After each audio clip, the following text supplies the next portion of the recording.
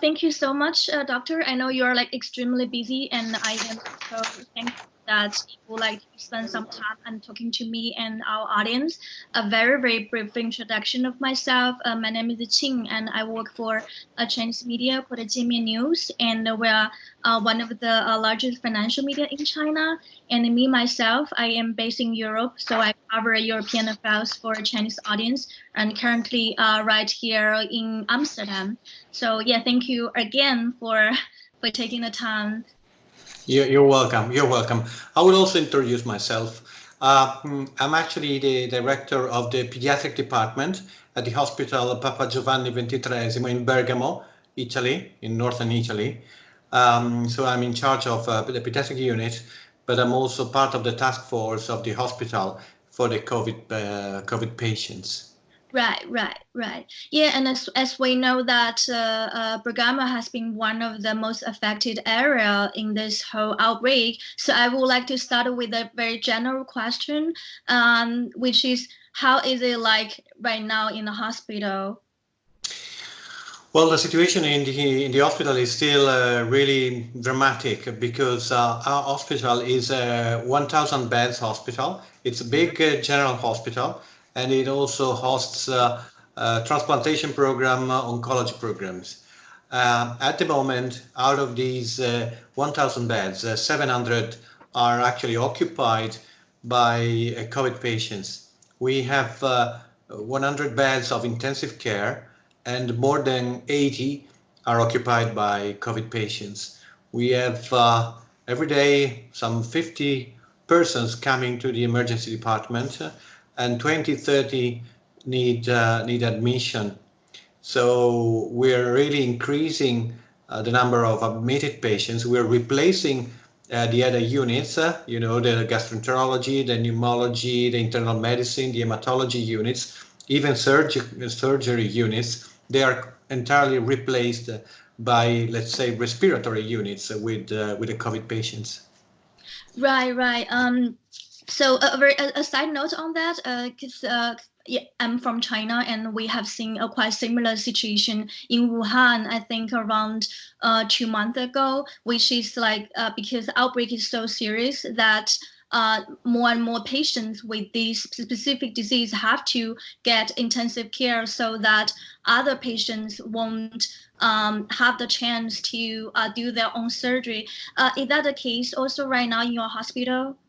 It is exactly the same situation. Unfortunately, first of all, we don't have any more intensive care beds. So even COVID patients requiring intensive care have to be taken to other regions because the entire region has run out of intensive care beds. So there are really no beds for COVID patients, but also surgery has been shut down. Many procedures have been shut down. So there is a big challenge also with the patients we usually treat for common diseases. Right. And so, do you have like a specific guideline of what kind of operations to be postponed, and what kind of operations that have to take place right now? We're trying, of course, to maintain all the emergency situations, so the urgent operations. The cancer patients are obviously still operated on, and then we have transplantation because we are a big transplantation center. So we're trying to maintain the urgent operations, the cancer patients, and the transplant patients. I see. And in terms of the medical staff, 'cause I've also seen like very sad reports about a lot of healthcare workers in Italy have also been infected, and I think about 40 of them have lost their life, which is really, really sad. And can you explain a little bit of what's going on right now in the hospital? How what kind of protective measures the healthcare workers are right now having? Yes. Well, unfortunately, it is exactly as you say. Actually, we have many healthcare workers who got infection in another hospital nearby, in another province. I have current figures of 300 persons off sick with the disease. But for instance, in my department, I have 25 pediatricians working in the pediatric department, and 10 are off sick. So unfortunately, this is a big problem of the diffusion of the infection within the hospital. At the moment, all the doctors from all departments are doing shifts on COVID patients. For instance, even myself and my doctors, pediatricians, but also doctors from other specialties are doing shifts. We try to get the appropriate protections, but at some point we ran out actually of proper masks and proper gowns. Now, luckily, we retrieve this material, but for some time we have not been protected properly. So this has been a problem, and I think some 10% of the healthcare workers have been infected here as well. I see. Yeah, kind of like a personal question. Are you worried that you yourself might get infected? Yes, I am. Yeah, I obviously I am. I have a family, 4 children, and I'm not seeing them because I'm also afraid of being a carrier of the infection. We don't know that because the policy here has been that the healthcare workers don't get a nasopharyngeal swab unless they are sick with symptoms. So we actually don't know if we are asymptomatic carriers. Nevertheless, you know that when you work, it's like going to the front line in a war. You don't think about getting hit. You just go ahead and do. So there is, of course, I'm a bit afraid, but we still do because this is our job. Thank you so much. I think that's really, yeah, like we all need to like show all our like our respects to all the healthcare worker. And so you mentioned that you don't see your family right now. Like, does that mean that you stay like somewhere instead of your home right now? Actually, I usually commute with another city where my family is, and but at the moment I'm not going back to my city. I stay in a local facility, in a local accommodation because I don't want to bring the virus Of elsewhere. course. Also because of the lockdown of all the cities now. Well, I would be allowed to go back as a member, as a doctor willing to go back home. I would be allowed, but I'm not going because I want to go back when I'm sure I'm not bringing the virus elsewhere, especially to my family. Of course, yeah. And how is your now daily schedule look like compared to before? Well, I'm in charge of the pediatric department, so I have to also to continue the work on the pediatric side. So Right. we try to share the time in our normal, work on the pediatric side and on the adult ward. Even in my department, I'm a pediatric liver doctor. I specialized in solid organ transplants for children. So in this is a big hospital for also for uh, pediatric transplantation. So we still have transplanted patients. We have to carry on with the program. We have oncology patients. So I try to share my time between the normal work and the shifts we have to do. But all my doctors and pediatricians are doing shifts. So we do some shifts per person. So we share this work, but we try to do both. Right, right. That must be really heavy. I can totally imagine. It And is. It is. Although many activities have decreased because we shut down the outpatient clinic, for instance, and also to the emergency department, we're seeing many less patients because they don't come. Usually, children come very easily to the emergency department for any problem, but now they don't want to come because they are afraid of coming. So we have only the more severe ones, and also the outpatients are shut down. We are seeing only the more severe cases, the follow-up of transplants or oncology. So in a way, we have reduced our activity, so we have more time to dedicate to the adult side. I see. And now we are almost in the end of March, and we know that Italian government has like shut down a few towns already in end of February, and eventually expand the lockdown to the whole country. And so, in your experience, to your knowledge, does this lockdown help with decreasing the number of patients? Has it been effective so far? In northern Italy, especially in Lombardy and in the Bergamo province, which is the main focus of the outbreak, I think we realized that this is the only way to slow down the transmission of the infection. And I think we reached, also looking at the numbers of patients coming to the emergency department, I think we are seeing a plateau of patients, of number of patients coming. So I think it is definitely working. Unfortunately, you tend to realize that this is really needed when you see or when it is a little bit too late. Right. So, for instance, in northern Italy, I think we are very strict, and we realize that this is really, really important. But for instance, in southern Italy, where there is the outbreak has not exploded yet. Right. I would say they tend not to believe it is so necessary, so they don't behave properly. Probably they will do as we did, so with a little bit of delay, but we really realized that it is definitely the only way to reduce the number of people requiring respiratory support in the hospital at one time.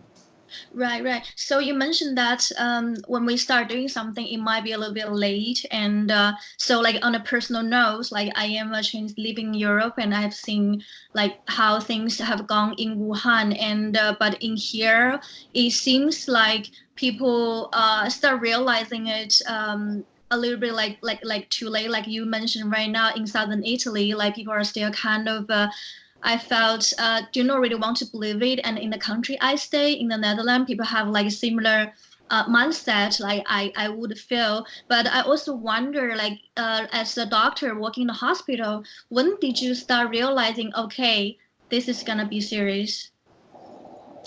Yes, of course. Well, we realized, we were the first to realize actually the hospitals are probably the main focus of the outbreak, because most of the patients and the infection and the transmission is occurring in the healthcare facilities. So we realized very soon, and we tried to spread the information. And I went on TV, I wrote emails. So I've been doing many interviews just to convince people that this was really important. The lockdown, I mean, the isolation. Still, it was a little bit late. I believe the situation in China might be a little bit different because probably Chinese people are more strict. They tend to behave, to suggestions from the government more than Europeans. We have I don't know,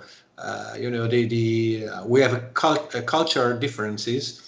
We feel that freedom of deciding anything about your life is important, but then at the end we might also take some decisions that are more individualistic, and this is not very good actually in these situations. In this situation, you just have to obey and do what you're told. Right, right. Yeah, I think there is also a background difference that in China and also in a lot of Asian countries we have had the experience with the SARS, so people were still kind of remembering from that time. And in terms of China, 'cause I also learned that Chinese medical community has also sent some assistance to Italy, and including some experienced medical staff that has experience dealing with COVID-19. And do you by any chance in touch with them? Not personally, but actually they came to Bergamo. They didn't come to the hospital itself. They went to other hospitals because in Bergamo there are many hospitals. This is the main one, but there are smaller hospitals, and the outbreak was actually in another smaller hospital of the province. But I followed this, and I was impressed by the fact that they clearly looked around. They said, "This is no good. You're not sufficiently strict with the lockdown." So immediately they noticed that the lockdown was not strict. It was not sufficient. Mm-hmm. And then they gave many more advices. But what I think was quite surprising is that just walking around, they realized that there were too many people outside, even allowed to stay out for some reason. But they immediately realized that it was not sufficiently strict, the lockdown. Okay, so did they give any advice in the end to the lockdown or to the treatment? You mean in our population here in Italy? Yes, yes. Yes, we're still trying to spread again this information. We're trying to convince with all means that it is so important. And the main point I try to say always is that in the hospital we have a big inflow of patients, but a small outflow. And this is why people is dying, because we cannot offer the maximum support to everybody. And the only way of allowing each one to get the support, the maximum support, is to slowing down the diffusion of the infection, so that we will have less patients coming, so we will have a smaller inflow and hopefully a larger outflow, so that we can discharge persons. We will have more beds, we will have more intensive care beds. But if we don't lock down, we will have many persons coming at once to the hospital requiring intensive care, and we will not have the chance to give it to offer it to everybody. So we will have to select, which is the worst thing you as a doctor you might face. Right. Yeah, I think I've read that somewhere. Also about like the government seems to have published an ethic guideline of when you have to deal with the situation of a triage, that what kind of things do you need to do, and is that the case that right now in some hospitals, that if you are too old, or if you have like some already existing disease, there will be less chance that you will get a chance to use a ventilator or get any kind of a treatment. Exactly. Yeah. Unfortunately, currently the main tool is the main criterion is the age. But of course, even if you have severe diseases, so if anyway you won't have forcing long survival, then you will not get intensive care treatment. Yeah. I see, I see. And so in your opinion, why does Italy so far have such a high mortality rate? I think I don't know. I should say I don't know. But one reason might be that there has been a very big outbreak in this hospital. So there has been many persons infected at the same time within this healthcare facility. Probably the first cases were not diagnosed, they were not recognized, and many persons within the hospital, patients, healthcare professionals, were infected at once. Okay. There was a big outbreak. Another reason might be that the mean age in Italy is quite high, Right. because average survival is probably one of the highest in the world in Italy. So we have many elder people, and one reason can be that so many other people are susceptible to this disease, probably got affected. So this might be the reason to increase the mortality rate. Right.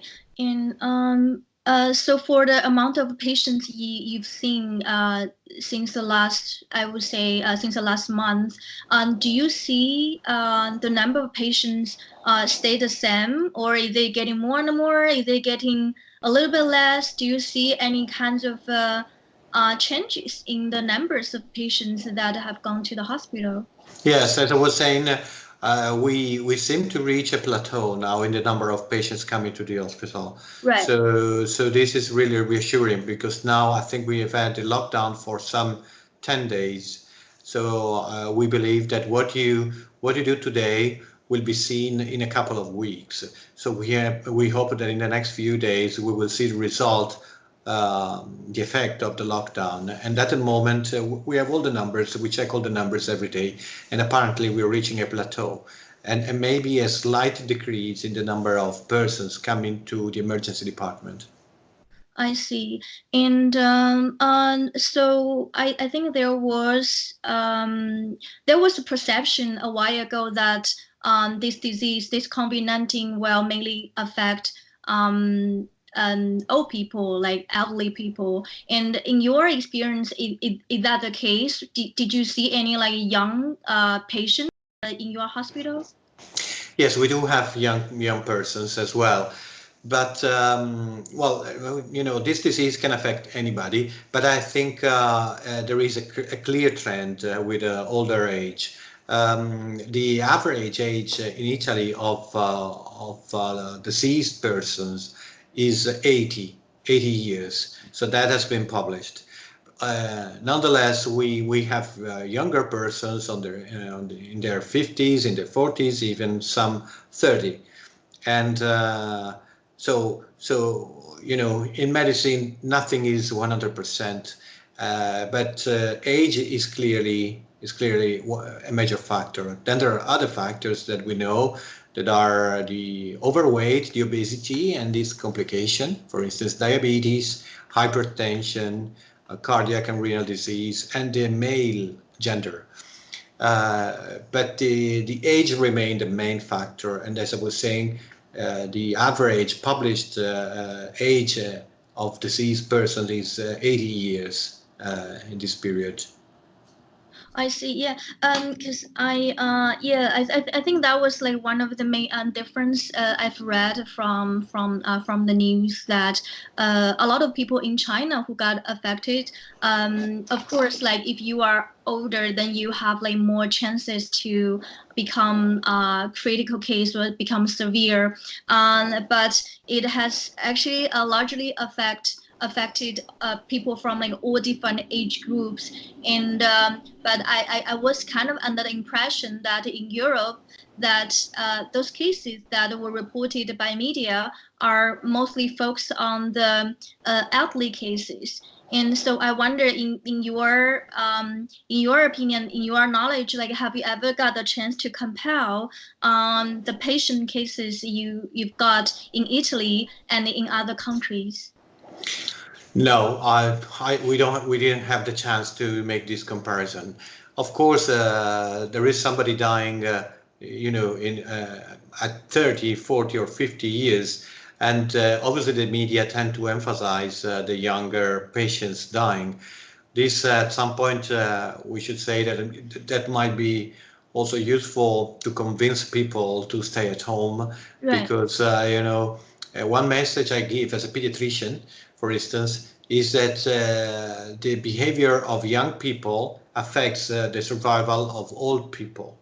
So you feel young, you know that you're not at very high risk, but you can spread the infection. So you're going to, you know, decide or affect the survival of elderly person. This is a very important responsibility, because even children, we know that children don't have COVID-19 disease. They have very mild symptoms, or they're mostly asymptomatic, but they can carry the virus. So as a pediatrician, I always say, even if the children are not at risk of death or severe disease, uh, do remember that children can spread the virus. And for instance, these days, children are often at home with their parents and with their grandparents, because you may know that in Italy we still have the tradition of big families and living together. So very often grandparents are looking after actually the grandchildren, and this is a high risk because the children can really transmit the virus to the grandparents, and so it is really important to realize that okay, young persons maybe are at low risk of dying or have severe disease, but they are responsible for elder people's survival. Right, right. I want to come back a point you raised earlier about the shortage of medical staff. Sorry, for the medical equipment. And because I know that people are now like a lot of people would like to like donate or help with the purchase or anything. What kind of shortage are you talking about in terms of medical equipment in the hospital? Through what channel do you get this supply? Does the hospital do the purchase or from the government? Well, no, it is a problem in Italy because in Italy we didn't have factories making actually this personal protection equipment, so we were relying on this material coming from abroad, actually mostly coming from China, I think. So once there was the shortage for everybody, we didn't have any chance to have our own material, our own equipment. So at some point we didn't have the proper masks, the FFP2 masks. Right. So we had to do surgical masks everywhere, even with patients. If you have patients on CPAP, which is this device, which is sort of a helmet where you pump in oxygen at high pressure, Right. and I would say 80% of our patients are on CPAP. Then when you're adjusting the device and you open, you get wind from the device getting onto your face. So a lot of virus spreading towards you. So you need proper protection. So at some point, we ran out of masks, and also the eye protection devices, goggles or other type of protection were not there. So that was a big problem.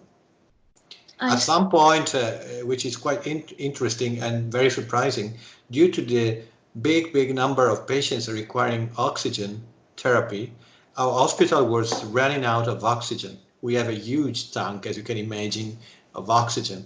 But when you have 700 patients getting a 10 liter per minute or 20 or 30 liters per minute oxygen flow in their devices, then you are using a huge amount of oxygen. And actually, we had to bring an extra tank of oxygen because we were running out of oxygen. see. Is that still the situation right now, or was that a few days ago? Well, they have to fill up more frequently now. Well, we had to bring an extra tank in an emergency, and now they have to fill it up much more frequently, the hospital tank, because oxygen otherwise runs out very quickly. I see. I see. Yeah. I still have like two more questions because I don't want to take too much of your time. All right. And the first one is, are there any like stories from the patients that you would like to share with us? Okay, well, obviously there are very sad stories. The sad stories that touch me are those about colleagues who died. As you said, we had between 40 and 50 doctors who died. We have many doctors admitted and in poor conditions. Even one of my doctors required CPAP. And then there are young persons, for instance, today I was told a story of one young lady, a mother, who actually has been discharged now from the hospital, a 38-year-old person with 3 children. She was a widow because she lost her husband 3 years back, and she was in a really terrible condition. Nobody could look after her children. She was on CPAP, and that was really a terribly sad situation. But luckily, just to give a word of hope. She recovered. She went back to their children. At least she made it.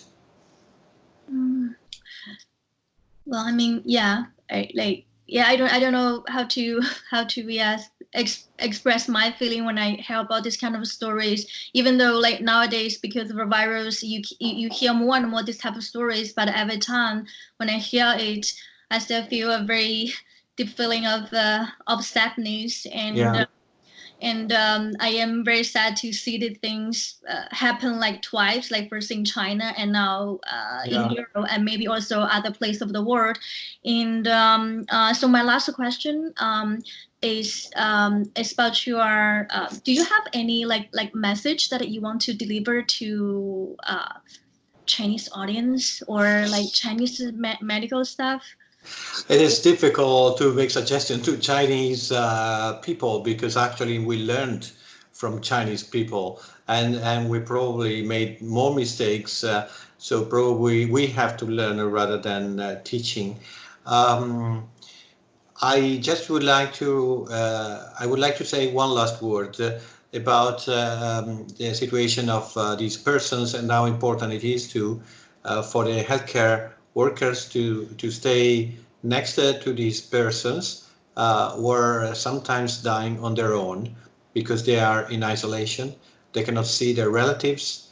So there are many people willing to see for the last time, for the last hours, their husband, their wives or their relatives. They cannot do.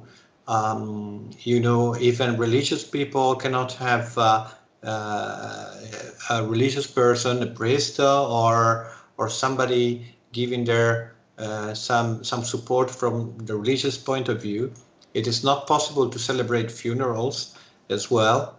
So it is so important for healthcare professionals, healthcare workers to stay next to the patients to give support in the last days or when they're very sick or even in the last hours of their lives.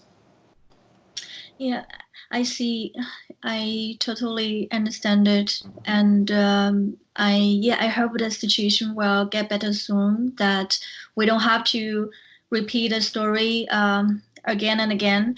And and I really wish you to take care and all the best to you, your colleagues, and your families. And I have to say, yeah, Italy has been one of my favorite countries in the world, and it's really sad to see that it's now turning into a place where a lot of a tragedy is happening.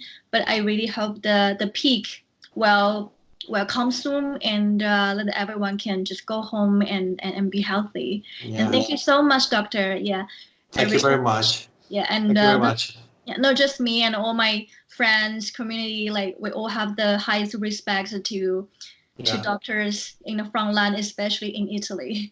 And I hope all the best for Chinese people.